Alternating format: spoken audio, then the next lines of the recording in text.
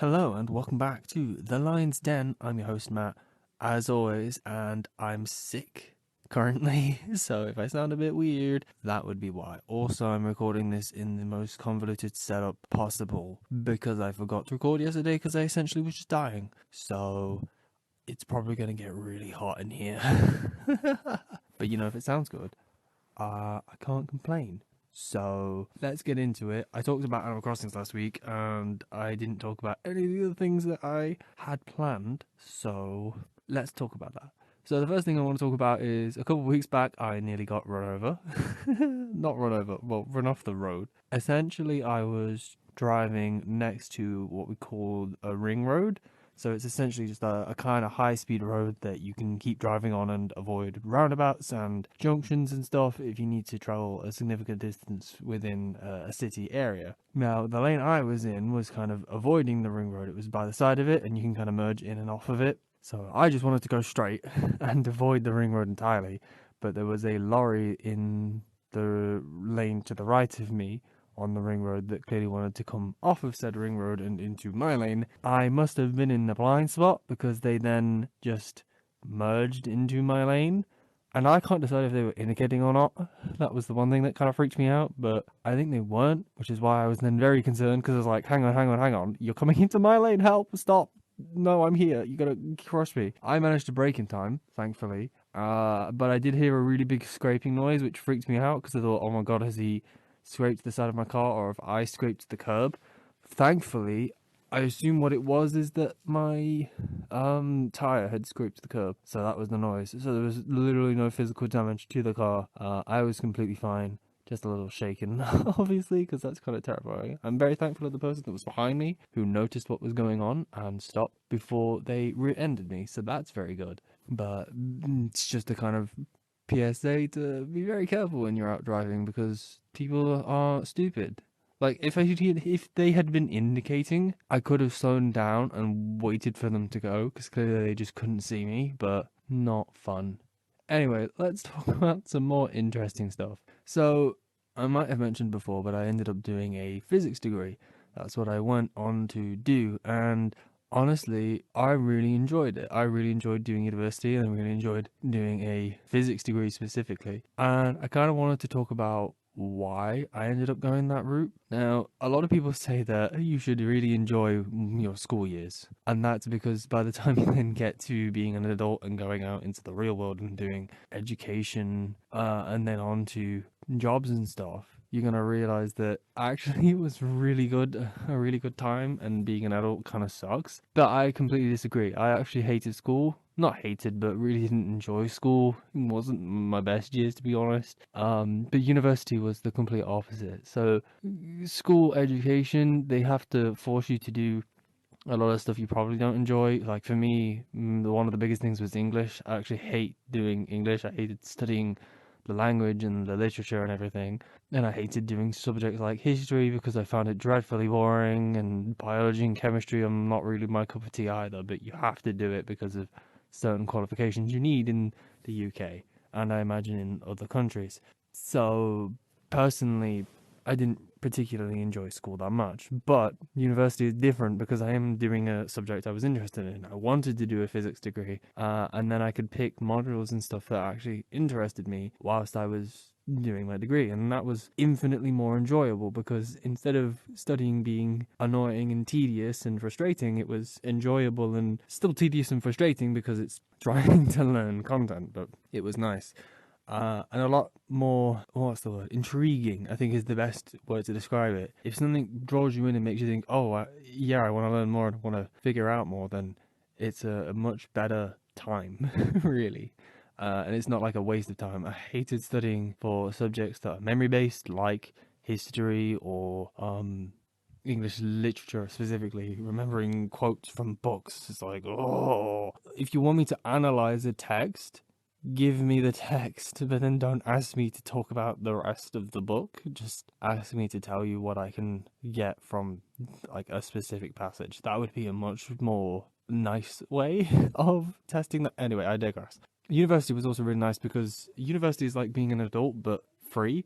You don't have to worry about complicated bills. You don't have to worry about going to work and maintaining your life. You just get to kind of do all the best bits about being an adult. You get money with like student loans and stuff, so you can go out and enjoy stuff, and you can experience things and meet new people, and it's just better. Especially if you move away from home, if you're fortunate enough to do that, you can do a lot of hobbies and things that you might not have been able to do when you were stuck at home during school time. This doesn't really have anything to do with physics specifically. I just picked physics because I enjoyed it, and I know people will say like, "Oh, I really love history," and that's fine. Go do a history degree.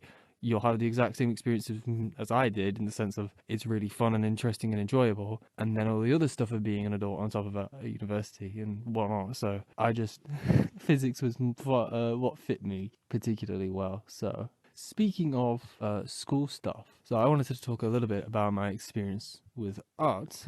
So I am somewhat of a self-taught artist, and so I just said like I learned physics, right? I did a physics degree. That's very mathematical, very analytical, quite logic based and whatnot. And art is sort of the complete opposite end of the spectrum. It's creative and fluid and all sorts of sort of. It's not definitive. It's anything you kind of want it to be. Really, that's what I've understood of art.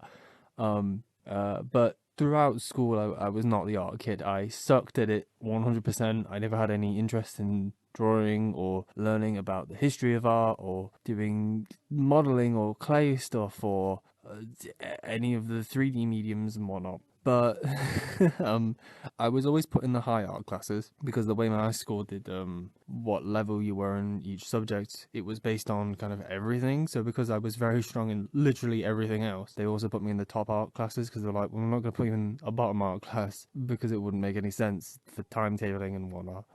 So I was in a high achieving class for art with people who could freaking like watercolor paint and do cell shading and stuff and could already use charcoal, and I was like, what are you doing? I don't understand any of this. But I did have one key thing, which was I'm very good at drawing from sight. So if you gave me an object, I can fairly well replicate it on a piece of paper. So that's kind of what carried me to some degree. And I'm very good at following instructions. So I remember we did a class where we were doing face portraits with charcoal, which I loved charcoal because it was very forgiving. And it would be like, oh, draw the eyes roughly this far apart. And then it was like, from here, you can like add the nose at like this position, and then you can shape the head around it. And I was like, oh, I get this, and I can actually do it fairly competently. But the problem is, an art class doesn't just do portrait drawings based on instructions, so everything else was much more difficult. I couldn't do modeling with clay. Anything that used the kiln was beyond me. Painting made absolutely no sense. I did not understand how color theory or anything worked. But once I eventually was able to drop art at school, I didn't actually pick it back up until I started doing it as a hobby, because I'd seen some stuff online and I kind of wanted to get into the sort of smaller art communities and do my own thing. So I started just drawing myself, and I kind of had the art journey that most people in my class had already had when I was like 14. So it was an exercise in almost catching up to where everyone else was, which is bad because you should progress at your own rate. You shouldn't compare to everyone else and get caught up in yours versus theirs. But it's weird that at school I absolutely hated art and couldn't care less about it, but now I've transitioned it into a hobby that I do like every other day almost, or maybe every 2 days. So I started out with sort of pencil sketching, and I had different grade charcoal pencils, with like the HB and the 2H or the 2B gradation and whatnot. I then transitioned into a pad tablet, so that's a graphics tablet that doesn't have a screen. So it's essentially just a mouse replacement, but has pressure sensitivity and all of that, which honestly I think works really well because it means you get to use whatever nice display you have. Whereas if you buy a monitor tablet, you're kind of limited by how good the tablet is. But I did transition into a monitor tablet 2 years ago, and honestly I haven't looked back. Because I got a Huion Canvas Pro, maybe 13. It's either the Pro or the non-Pro, but it's really nice. I really like it. It's yeah, it makes drawing on a computer almost like drawing with pen and paper. It's not quite the same. Accuracy being one thing. It's very, I don't know how to explain it, but like when you draw with a pen and pencil, you know exactly where everything's going to show up. But on a computer, there's a slight disconnect, even with a monitor tablet. But I mean, clearly, obviously, my hobby has gotten semi-serious because I bought a £250 monitor tablet. So that kind of shows you that if you're not confined by doing something through school, it can be a lot more enjoyable, and you can end up kind of doing more with it in your own personal time. So yeah, I'm getting really, really, really, really hot now, and I kind of can't breathe with talking in this position. So I hope you've all enjoyed listening to me rambling on about nothing. Stay safe, and I will see you all next week. Bye.